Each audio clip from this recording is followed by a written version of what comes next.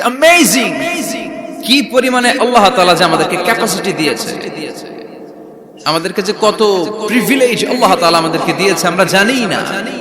আমরা আমাদের দেহে কত শক্তি সম্ভাবনা নিয়ে যে ঘুরে বেড়াই আমরা অনুধাবন করি না। এজন্য সময়গুলোর কাজে লাগাও। কিন্তু আফসোসের সাথে লক্ষ্য করা যাচ্ছে যুবকদের চরিত্রকে ধ্বংস করে দেওয়ার জন্য যে কয়েকটা হাতিয়ার আছে সবগুলো বাংলাদেশে আছে না নাই? ইয়াবা আছে না নাই? ফেন্সিডিল আছে না নাই? হিরোইন আছে না নাই? মারিজুয়ানা আছে না নাই?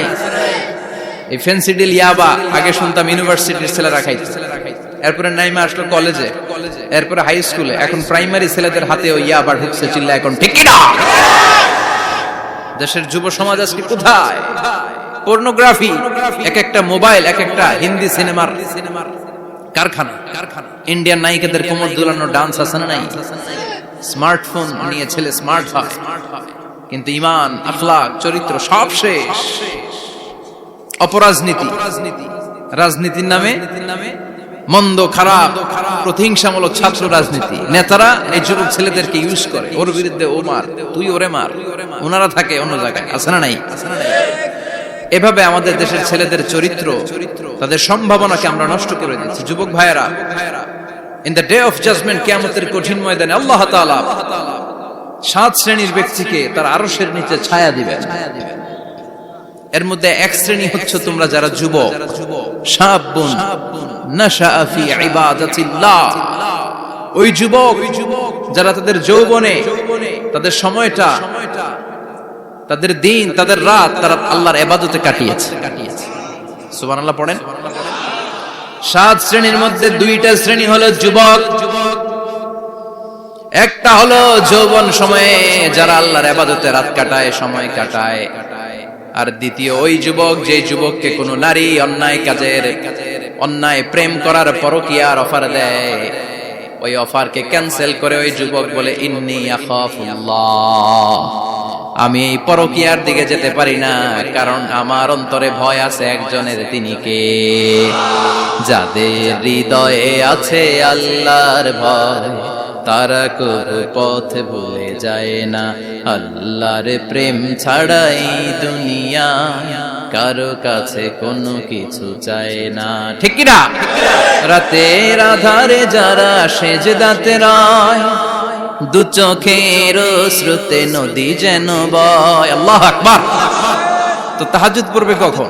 ফজরই তো পড়তে পারে না, আছে না নাই?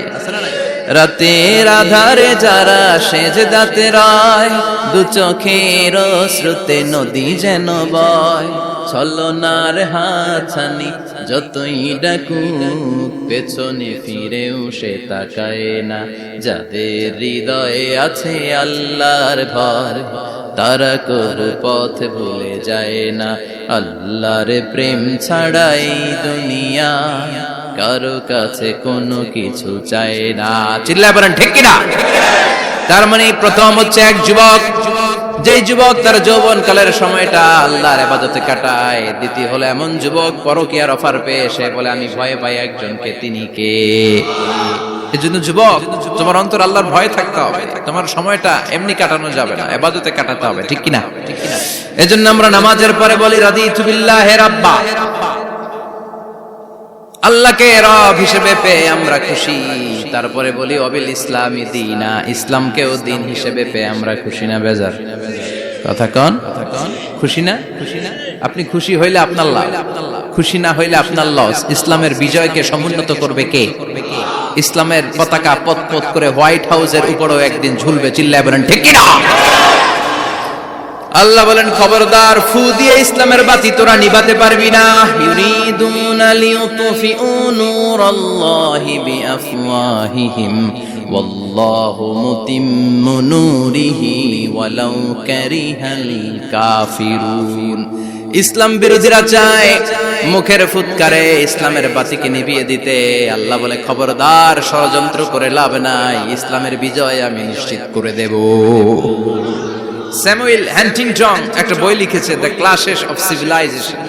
এই বইতে তিনি বলেছেন এই যে সভ্যতার সংঘাত, এত সভ্যতা, চায়না সভ্যতা, আর্য সভ্যতা, বৈদিক সভ্যতা, সিন্ধু সভ্যতা, মহেঞ্জোদারো সভ্যতা, ইরাকীয় সভ্যতা, মিশরীয় সভ্যতা, একটার পর একটা সভ্যতা পৃথিবীতে এসেছে, একটার পর একটা সুপার পাওয়ার। এখন সুপার পাওয়ার হচ্ছে ইউনাইটেড স্টেটস অফ আমেরিকা, ধারণা করা হচ্ছে এরপরে চায়না হবে সুপার পাওয়ার, আবার অনেকে বলছে এরপরে ইন্ডিয়া হবে সুপার পাওয়ার। এভাবে একটার পর একটা সুপার পাওয়ার যাওয়ার পরে সর্বশেষ যে সুপার পাওয়ারটা পৃথিবীর বুকে মাথা উঁচু করে দাঁড়িয়ে থাকবে সেটার নাম হচ্ছে ইসলাম। সেটার নাম কি? তার নমুনা গোটা বিশ্বব্যাপী আছে না নাই? ইসলামকে যত দমাইতে চায় এটা আর উপরের দিকে ওঠে।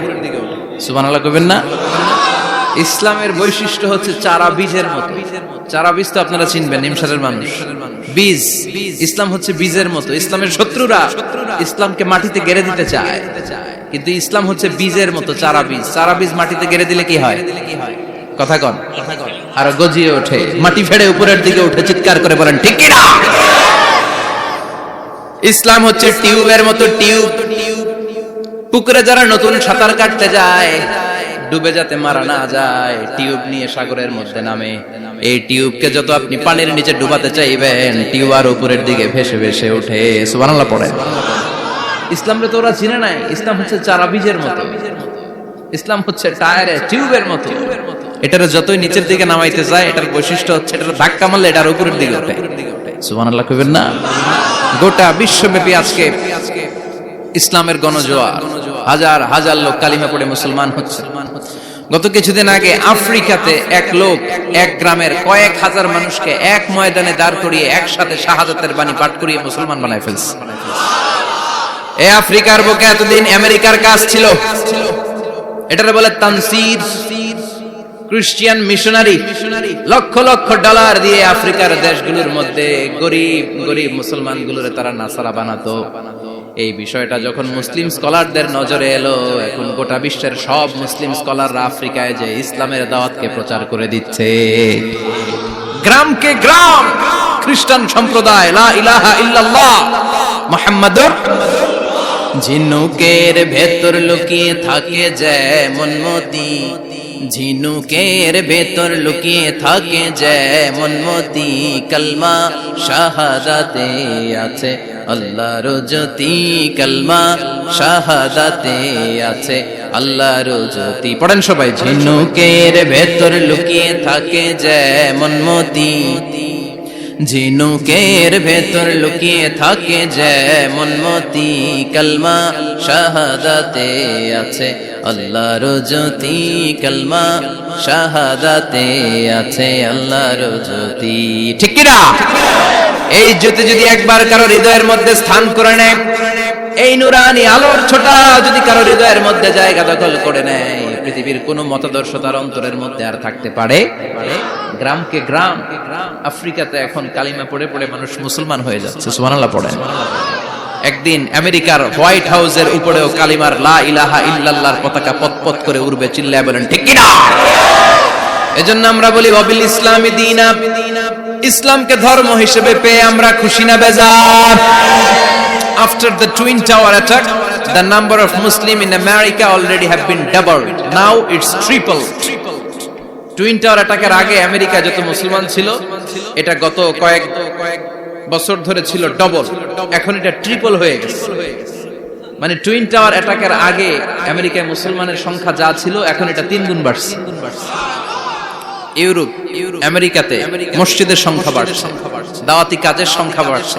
এমনকি হার্ভার্ড ইউনিভার্সিটিতে, অক্সফোর্ডে, ক্যামব্রিজের ভেতরে, MIT, Massachusetts institute of technology, সায়েন্সে যারা পড়ে এদের স্বপ্ন এমআইটির ভিতরে ইসলাম ঢুকে গেছে। এজন্য ইসলামের আলোকে কেউ নিভিয়ে দিতে পারবে? ইসলামের গতিকে কেউ থামিয়ে দিতে পারবে? এটা অসম্ভব। এজন্য ইসলামের বিজয় সুনিশ্চিত। আমরা যারা লেগে থাকতে পারবো, আমাদের কপালকে উজালা করে দিবে কে? আর বিরোধিতা যারা করব তাদের সব শেষ, দুনিয়াও শেষ, আখিরাতও আমও শেষ, সালাও।